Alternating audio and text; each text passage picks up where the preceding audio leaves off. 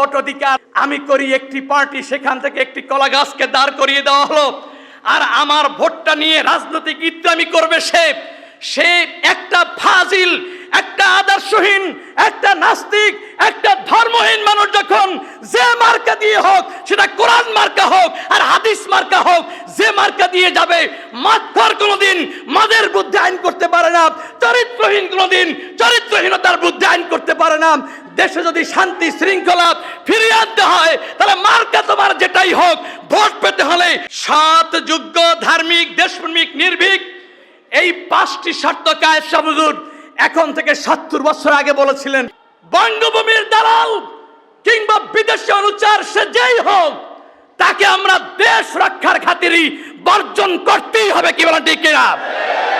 এ মাটিতে হিন্দু, বৌদ্ধ, খ্রিস্টান, আলেম, গায়রে আলেম সবাই বাস করবে। এই দেশ এই মাটিকে ভালোবাসে।